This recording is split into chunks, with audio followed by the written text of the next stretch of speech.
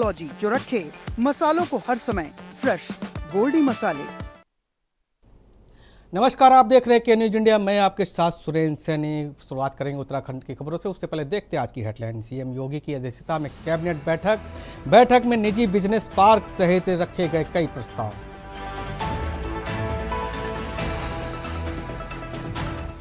CM योगी के 26 मार्च को करेंगे गोरखपुर सॉफ्टवेयर टेक्नोलॉजी पार्क का लोकार्पण। हजारों युवकों को मिलेगा रोजगार। यूपी चुनाव तैयारियों में भी जुटी भाजपा। बिजली दर पर उपभोक्ता परिषद का विरोध। परिषद पूर्वांचल निगम में बिजली दर की सुनवाई में भाग लेगी। उत्तर प्रदेश में कम होने वाला है विक्षोभ का असर। आने वाले दिनों में 10 डिग्री पार व मौसम विभाग ने जारी किया अलर्ट। चैत नवरात्रि का 5वां दिन आज मां स्कंद माता की होती है पूजा। मंदिरों में उमड़ी भक्तों की भीड़। सुरक्षा को लेकर के प्रशासन अलर्ट।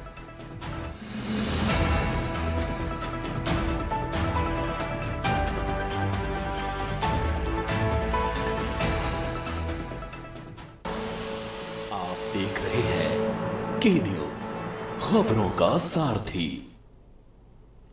खबरों की ओर रुख करते हैं। खबर लखनऊ से है। लखनऊ में मुख्यमंत्री योगी आदित्यनाथ की अध्यक्षता में यूपी के मंत्रिपरिषद की बैठक की गई। बैठक में यूपी सरकार के सभी मंत्री, दोनों डिप्टी सीएम, कैबिनेट मंत्री, राज्य मंत्री और राज्य मंत्री स्वतंत्र प्रभार मौजूद रहे। बैठक में प्रदेश के विकास की सुरक्षा और प्रशासनिक मुद्दों पर भी चर्चा की गई है। बीजेपी प्रदेश अध्यक्ष पंकज चौधरी ने सपा पर हमला बोला। उन्होंने कहा कि सपा सत्ता में से बाहर होने के बावजूद भी बड़े बड़े वादे कर रही है, जबकि सत्ता में रहते हुए भी कुछ नहीं किया।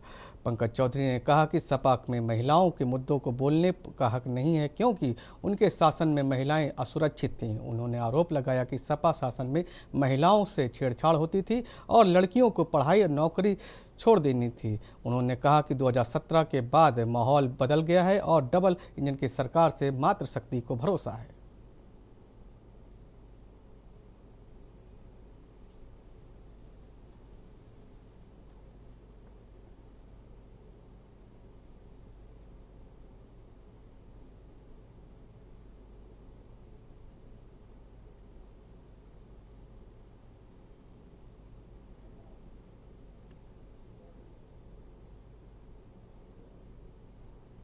डिप्टी सीएम ब्रजेश पाठक ने सपा पर तीखा हमला करते हुए कहा कि सपा का हाल ही में 100 चूहे खाकर बिल्ली चली हज को जैसा बात है। उन्होंने कहा कि सपा शासनकाल में महिलाएं और बेटियां डर और असुरक्षित थीं और उनकी इज्जत लगातार खतरे में थी। ब्रजेश पाठक ने आरोप लगाया कि सपा नेताओं ने अपने ही शासन में महिलाओं और बहुओं की इज्जत लूटने का भी काम किया है और कभी मुंबई बुलाकर महिलाओं से नृत्य का लाभ उठाया। तो उन्होंने कहा कि सपा के लोग आज भी सच्चिता और सम्मान की बात करते हैं, जबकि उनके शासन में यही सब नज़रअंदाज किया गया। उन्होंने चेतावनी दी कि प्रदेश में जनता सपा को कभी माफ़ नहीं करेगी और सपा को अपने गिरेबान में झांकना चाहिए।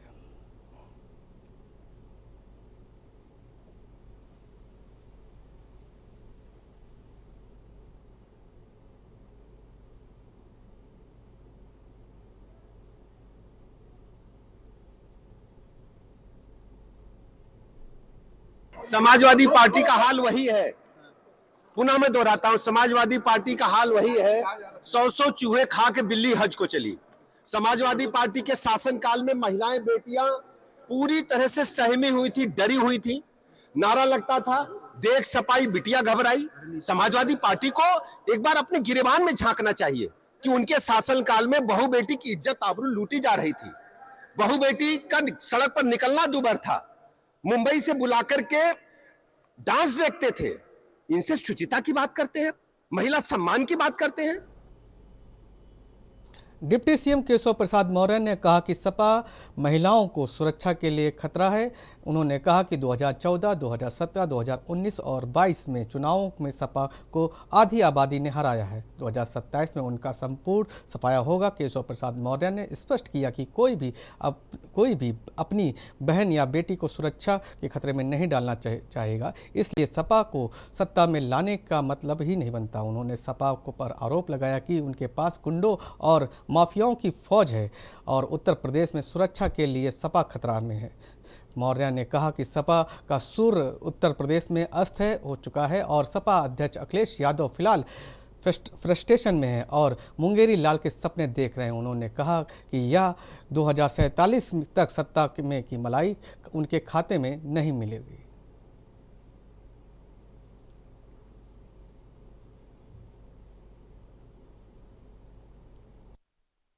समाजवादी पार्टी का मतलब है महिलाओं की सुरक्षा को खतरे में डालना। इसीलिए समाजवादी पार्टी को उत्तर प्रदेश की आधी आबादी ने 2014 में ही उखाड़ करके फेंक दिया। 17 में भी उनको हराया, 19 में भी हराया, 22 में भी हराया, 24 में धोखा दे करके कुछ सीटें जीत गए थे। लेकिन 27 में समाजवादी पार्टी का संपूर्ण सफाया होगा। कोई ना अपना सुहाग खतरे में डालना चाहेगा, ना कोई अपनी संतान को सुरक्षा खतरे में डालना चाहेगा और ना कोई अपनी राखी जिसके कलाई में बांधने वाली माताएं बहनें ना उनकी राखी को खतरे में डालना चाहेगा। वित्तीय एवं संसदीय कार्य मंत्री सुरेश खन्ना और प्रधानमंत्री को हृदय से बधाई देकर के मुबारकबाद दी। उन्होंने कहा कि प्रधानमंत्री जी दुनिया के सबसे बड़े नेताओं में से एक हैं और अंग्रेजी में एक कहावत है कि ऐसे लोग सैकड़ों के कभी भी पार पैदा नहीं होते। सुरेश खन्ना ने प्रधानमंत्री के नेतृत्व में उनके योगदान की सराहना की और उनके व्यक्तिगत प्रेरणादायक भी बताया। प्रधानमंत्री जी को हृदय से बधाई देते हैं, मुबारकबाद देते हैं। दुनिया के सबसे बड़े नेता और अंग्रेजी की एक सूक्ति है, जिस प्रकार से प्रधानमंत्री जी ने इतिहास बनाया है, दुनिया के सबसे बड़े नेता। और एक अंग्रेजी की सूक्ति है कि such a man comes to a nation in many centuries. ऐसे लोग सैकड़ों वर्ष में कभी कभी पैदा होते हैं। पशुधन मंत्री धर्मपाल सिंह ने कहा कि योगी आदित्यनाथ सरकार में निश्चित गौवंश की देखभाल सर्वोच्च प्राथमिकता है। उन्होंने बताया कि प्रदेश को सभी गौशालाओं में बेहतर व्यवस्थाएं सुनिश्चित की जा रही हैं ताकि गौवंश को किसी भी प्रकार की दिक्कत ना हो। धर्मपाल सिंह ने जानकारी दी कि सरकार ने प्रदेश के सभी 18 मंडलों में गायों के चारों की व्यवस्था सुचारू रूप से करने के लिए नोडल अधिकारियों का भी नाम नामित किया है। इसके साथ ही उन्होंने बताया कि प्रदेश में करीब 14 लाख गौवंश की देखभाल पर सरकार प्रतिदिन लगभग 8 लाख रुपए खर्च कर रही है। उन्होंने कहा कि सरकार के गौवंश संरक्षण को लेकर के लगातार प्रयास कर रही है और व्यवस्थाओं को और भी बेहतर बनाने पर जोर दिया जा रहा है। योगी सरकार की निराश्रित गौवंश प्राथमिकता है। गायें किसी भी दशा में गौशालाओं में भूखी ना रहें, उनको स्वच्छता रहे, पानी की व्यवस्था रहे, गर्मी से बचाव हो, ऐसे निर्देश माननीय मुख्यमंत्री जी ने दिए। और भूसा बैंक गौशाला स्तर पर बनाने का काम किया जाए। तो कल हमने सभी 18 मंडल के नोडल अधिकारी तय कर दिए और भूसा का उचित प्रबंध हो, गाय कहीं भूखी ना रहे, किसी तरीके से कठिनाई ना हो। इस समय हमारे उत्तर प्रदेश में 7,500 गौशालाएं हैं, इनमें लगभग 14 लाख गाय संरक्षित हैं। सरकार एक दिन में 8 करोड़ रुपया इन पे खर्च करती है। तो हम इसके लिए आत्मनिर्भर गौशाला बनाएं, इसके लिए भी हम प्रयास कर रहे हैं। धन्यवाद। कैबिनेट मंत्री ओपी राजभर ने कहा कि 25 तारीख को हाई कोर्ट में पंचायती चुनाव की तारीख तय होगी। उन्होंने स्पष्ट किया कि हाई कोर्ट के निर्णय का पूरी तरह से पालन किया जाएगा। ओपी राजभर ने सवाल उठाया कि अगर पंचायती चुनाव की सूची में प्रकाशन नहीं होगा तो पिछड़ा वर्ग आयोग का गठन कैसे संभव होगा। उन्होंने लोगों को थोड़ा सा इंतजार करने की अपील की और कहा कि कोर्ट का फैसला आने दीजिए। साथ ही उन्होंने सपा पर हमला करते हुए कहा कि ना तो सपा सरकार बनाएगी और ना ही कभी महिलाओं को 40,000 रुपये दे पाएगी। उन्होंने कहा कि पिछली चुनावी दावों का हवाला देते हुए कहा कि सपा अक्सर बड़े वादे करती है लेकिन उसका कोई भी ठोस परिणाम नहीं निकलता।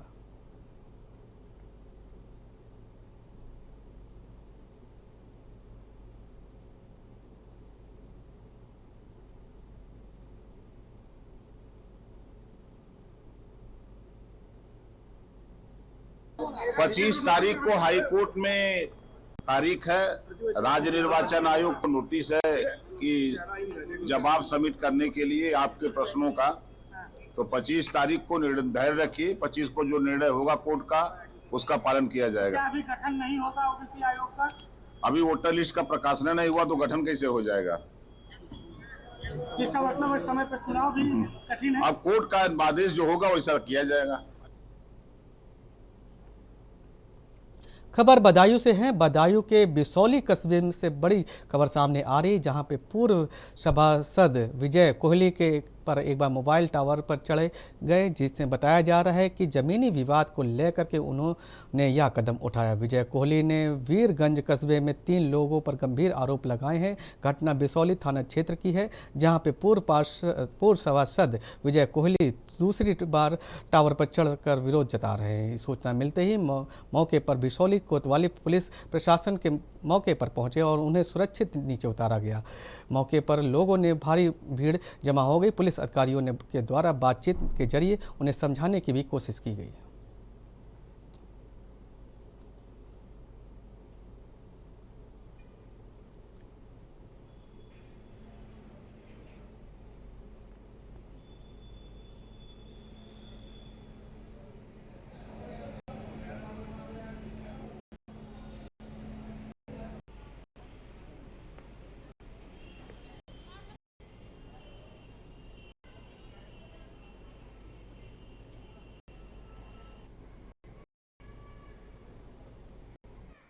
वार्ड नंबर 5 बिसौली का मूल निवासी हूँ। मैं पहले भी 15 सितंबर 2025 को एक बार टावर पर चढ़ चुका हूँ और टावर पर चढ़ने के बाद ही मैं अपनी ज़मीन पर कब्जा व निर्माण कार्य कर पाया था। उससे पहले 4-5 साल तक मैं अपनी भूमि कब्जा कर पा रहा था, ना किसी प्रकार का निर्माण कार्य पा रहा था। अब बहुत परेशान होकर पुनः दूसरा के बहुत परेशान होकर मैं फिर आज टावर पर चढ़ गया हूँ।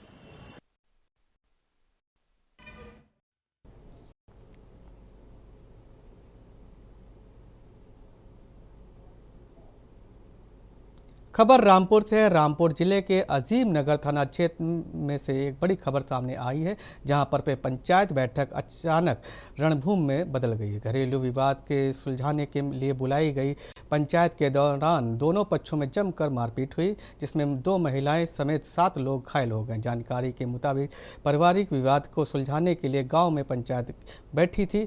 शुरुआती बातचीत के में सामान्य रही, लेकिन कुछ ही देर बाद माहौल तनावपूर्ण हो गया। कहासुनी को बढ़ते ही हिंसा में बदल गई। दोनों पक्ष आमने सामने आ गए।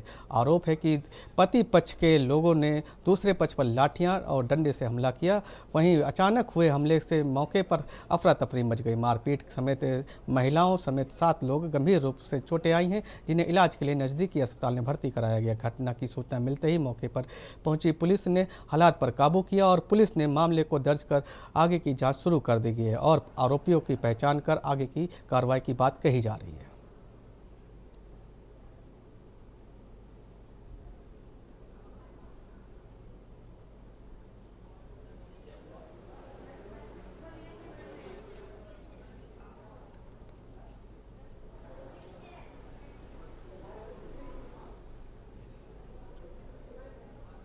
हमारी बहन थी, इनकी कोई खुशी नहीं हो पा रही थी, तो इसके घर वाले ने दवाइयाँ खिलाई। दवाइयों से किडनी खराब हो गई। किडनी खराब होने पे इसका घर वाला हमारे घर पे छोड़ गया लड़की को।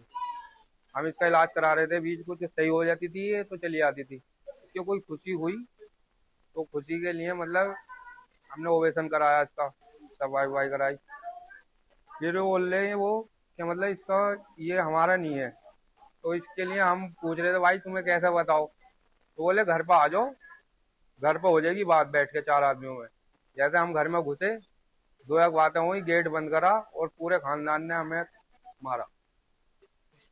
रिश्तेदार भी है आपस में वो।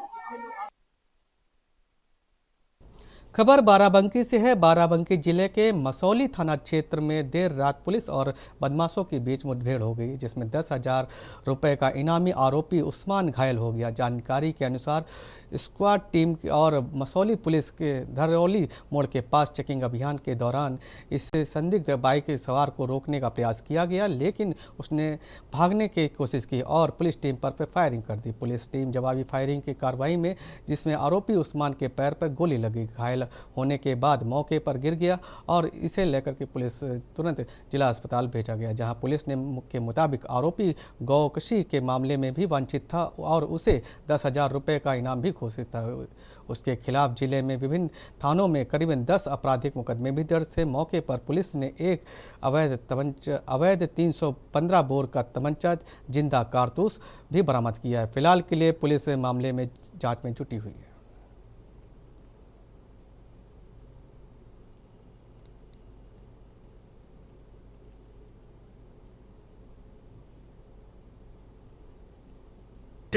ये विगत में अभी कुछ दिन पूर्व मसौली थाना क्षेत्र में एक घटना रिपोर्ट हुई थी, जिसमें एक व्यक्ति के कुछ पशु उनके घर से गायब हुए थे। बाद में उस पशु के कुछ अवशेष गांव के बाहर मिले। उक्त घटना की तत्काल FIR पंजीकृत कर थाना मसौली पे उसकी इन्वेस्टिगेशन शुरू की गई। उसमें कुछ अभियुक्तों के नाम प्रकाश में आए, जिसके आधार पर एक अभियुक्त की गिरफ्तारी की गई और घटना का खुलासा हुआ। उसी घटना के एक वांछित अभियुक्त था, जो कि पूर्व से एक अन्य अभियोग में थाना सफदरगंज से भी वांटेड चल रहा था और उसके ऊपर 10,000 रुपये का रिवार्ड भी घोषित था। उस्मान, जो कि मसौली क्षेत्र का रहने वाला है। इसके बारे में आज हमारी टीम को सूचना मिली थी कि वो मसौली क्षेत्र में कहीं पे आने वाला है। उन्हें इसका गैंग सक्रिय है, कोई घटना करने की फिराक में है। इस पर तत्काल जनपद की स्वाट टीम और थाना मसौली की टीम, इसके द्वारा घेराबंदी की गई। अभियुक्त के द्वारा पुलिस टीम पर तत्काल हमला किया गया। और खबर हापुड़ से है। हापुड़ में सोमवार को तड़के NH 9 पर एक भीषण हादसा हो गया। पीलीभीत से दिल्ली जा रही रोडवेज थाना क्षेत्र के उपड़ा फ्लाईओवर पास अनियंत्रित होकर ड्राइवर से डिवाइडर से टकरा गई। हादसा इतना भीषण था कि अगला हिस्सा पूरी तरह क्षतिग्रस्त हो गया। इस दुर्घटना में चालक मंगल सिंह निवासी त्रिलोकपुर खीरी पर मौके पर मौत हो गई, जबकि कंडक्टर नुकुल समेत 10 यात्री घायल हो गए। बताया जा रहा है कि हादसे में के समय में 33 सवारी थी।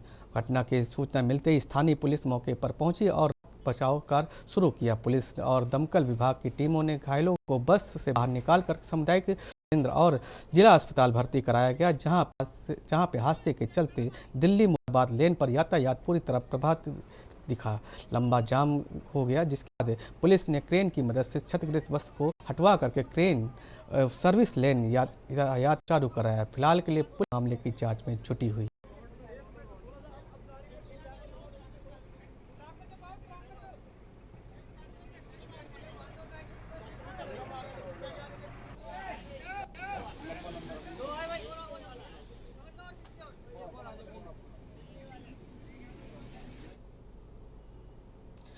खबर मथुरा से है। मथुरा के बांके बिहारी मंदिर में रविवार को भक्तों का भारी सैलाब देखने को मिला। शाम होते होते स्थिति इतनी बेकाबू हो गई कि भक्तों की भीड़ मार्ग पर जमा हो गई और कुछ ही जगहों पर आसपास धक्का मुक्की और मारपीट जैसी भी स्थिति बन गई। इसका वीडियो सामने आया, जिसमें भक्त आपस में दिखाई दे रहे हैं। Banke Bihari high power committee के मामले में एक बार फिर सवालों के घेरे में है। मंदिर के अंदर रंगेलियाँ लगा करके व्यवस्था बनाई गई, लेकिन श्रद्धालुओं की सुविधा और सुरक्षा पर सवाल खड़े हो गए हैं। प्रशासन को भीड़ से प्रबंध और श्रद्धालुओं की सुविधा के लिए सुनिश्चित के लिए अतिरिक्त कदम उठाने की आवश्यकता है। ये देखिए, परदेसी एक दूसरे से लड़ रहे हैं। देखो ये झगड़ा हो रहा है भीड़ की वजह से। स्टेशन में आ गए हैं लोग। हमें कोई मतलब नहीं है। ये देखिए कैसी मारपीट हो रही है। पागल हो चुके हैं लोग, मारामारी पर उतारू हो चुके हैं।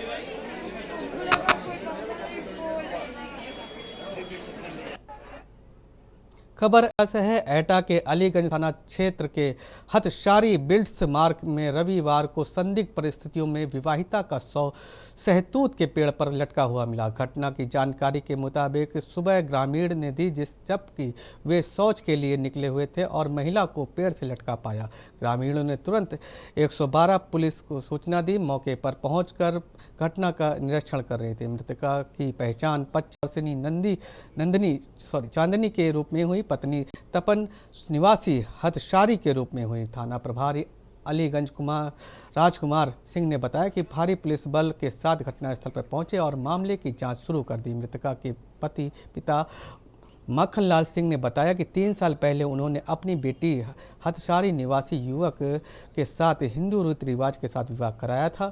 घटना की जानकारी मिलते ही इलाके में सनसनी फैल गई और गांव के लोग घटनास्थल पर जमा हो गए। पुलिस ने शव को पोस्टमार्टम करा करके मामले की विस्तृत जानकारी कर रही है।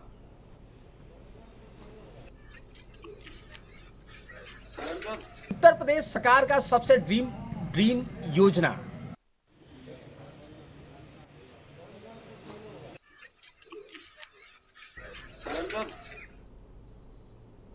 खबर सोनभद्र से है। सोनभद्र में मुख्यमंत्री योगी आदित्यनाथ की गरीबी लड़कियों को शादी कराने के सामूहिक विवाह की योजना में बड़ी चूक सामने आई है। 23 मार्च को डायट परिसर में शादी के लिए पहुंची 8 कन्याओं के और उनके परिवारों के अधिकारियों ने बताया कि उनका नाम सूची में नहीं है। हल्दी और अन्य रस्म पहले भी पूरी की जा चुकी हैं, लेकिन अधिकारियों के निर्णय से परिवार में हक्का बक्का रह गए। इस मामले में संज्ञान लेकर के ग्राम प्रधान उधम यादव पीड़ितों के साथ में जिला अधिकारी दरबार पहुंचे और न्याय की गुहार लगाई। ग्राम प्रधान ने बताया कि 2 महीने पहले सभी लड़कियों को सत्यापन और कार्ड वितरण हुआ था। उन्होंने कहा कि जिन लड़कियों की शादी नहीं हो पाई उनके अपमान और समाज में चर्चा का गंभीर विषय बना हुआ है। ग्राम प्रधान ने जिला अधिकारी से दोषियों के खिलाफ कार्रवाई करने और पूरे मामले की गहनता से जांच करने की मांग की है। इस घटना पर महिलाओं की सुरक्षा और सहकारी योजना के क्रियान्वयन पर गंभीर सवाल खड़े कर दिए हैं। सबसे ड्रीम योजना मुख्यमंत्री सामूहिक विवाह योजना। आपको बता दें कि आज सोनभद्र के डायट परिसर में मुख्यमंत्री सामूहिक विवाह हो रहा है और आपको बता दें कि इस विवाह में एक मामला प्रकाश में आया है। रॉबर्टसगंज विकास खंड के ग्राम पंचायत मारकुंडी के ग्राम प्रधान उद्धम सिंह द्वारा आज जिलाधिकारी कार्यालय आकर के एक मामले की शिकायत की गई है। ग्राम प्रधान का कहना है कि 11 आवेदन सामूहिक विवाह के लिए हमारे ग्राम पंचायत द्वारा कराया गया था, जिसमें तेल हल्दी का भी 8 लड़कियों का रस्म पूरा हो गया। लेकिन उसके बाद आज जैसे ही डायट परिसर में पहुंचते हैं तो यह कह करके उन कन्याओं को हटा दिया जाता है कि आपका लिस्ट में नाम नहीं है। हमारे साथ यहाँ पे ग्राम प्रधान उद्धम सिंह हैं। आइए इनसे करते हैं पूरी वार्ता कि क्या था पूरा मामला। उद्धम जी, क्या था पूरा मामला? आपके द्वारा आवेदन किया गया था? आवेदन किया गया, साक्ष्य में आवेदन कॉपी है लगी हुई है, आवेदन कराया गया। जो पात्र है ग्राम विकास अधिकारी घर घर जाकर उनकी भी फोटो है, साक्ष्य में घर घर जाके जांच किए हैं और तेल हल्दी का रस्म चालू हुआ कि 23 तारीख को अरमौरा शादी होगा।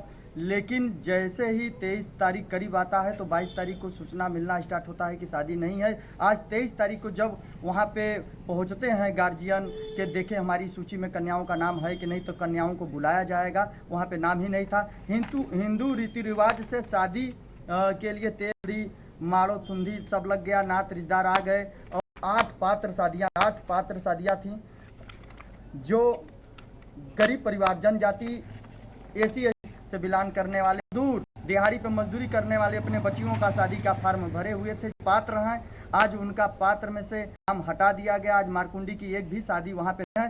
खुद समझते हैं कि जिन लड़कियों को हल्दी लग गया हो और साथ रस्म आधा अधूरा रस्म भी पूरा हो गया हो और जब ये मंडप में होती हैं तो वहां यह आता है कि आपका लिस्ट में यह सबसे बड़ी सोचनीय विषय है कि यह अधिकारियों की लापरवाही का खामियाजा वह कन्याएं भुगत रही हैं जिनकी शादी होनी थी। आलोकपति तिवारी, के न्यूज, सोनभद्र। खबर मथुरा से है। मथुरा के श्री कृष्ण भूमि मंदिर में आज विशेष प्रसाद अयोध्या के लिए श्रद्धा और भक्ति के साथ रवाना किया गया। मंदिर परिसर में विधिवत पूजा अर्चना कर भगवान श्री कृष्ण से आशीर्वाद लिया गया और भक्तों की उपस्थिति में प्रसाद भेजा गया। मंदिर प्रशासन के अनुसार यह प्रसाद भगवान श्री राम की नगरी अयोध्या में भक्तों के और संतों के बीच वितरित किया जाएगा। प्रसाद भेजने की परंपरा धार्मिक एकता और आस्था का प्रतीक के रूप में देखी जाती है। इस दौरान बड़ी संख्या में श्रद्धालु उपस्थित रहे और जय श्री राम और राधे राधे के जयकारे का आयोजन भी किया गया। प्रसाद में मंदिर में तैयार किए गए मिष्ठान और सूखे प्रसाद में शामिल, जिन्हें शुद्धता और परंपरा का भी ध्यान रखते हुए यह तैयार किया गया। मंदिर के पुजारियों ने बताया कि इस प्रकार का आयोजन देश के प्रमुख धार्मिक स्थलों के बीच व आध्यात्मिक संबंध को मजबूत बनाते हैं और सुरक्षा व्यवस्था के भी पुख्ता इंतजाम किए गए। प्रशासन की ओर से मंदिर की समिति की ओर से सहयोग व प्रसाद सुरक्षित तरीके से अयोध्या के लिए रवाना किया गया।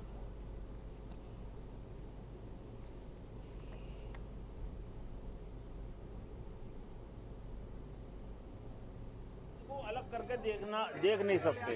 सनातन की आत्मा है, मैंने कहा राम कृष्ण और शिव, जहाँ कृष्ण है वहाँ राम और शिव स्वयं आते हैं, जहाँ राम है वहाँ शिव और कृष्ण स्वयं रहते हैं। तो ये इस प्रकार के आयोजन से भक्तों में उत्साह का संचार होता है, सनातनी मूल्यों का एक जानकारी होती है, सनातनी वैभव और सनातनी गौरव का प्रकट होता है। उसी भाव से सभी सनातनियों में एकता उत्पन्न करने के लिए गौ और धर्म की रक्षा के लिए सभी सनातनी खड़े हों। जब तक इस देश में गौ सुरक्षित है तब तक धर्म सुरक्षित है। फिलहाल इतना ही, बने रहिए के न्यूज इंडिया के साथ। नमस्कार। लाए हैं फ्रेश लॉक टेक्नोलॉजी जो रखे मसालों को हर समय फ्रेश। गोल्डी मसाले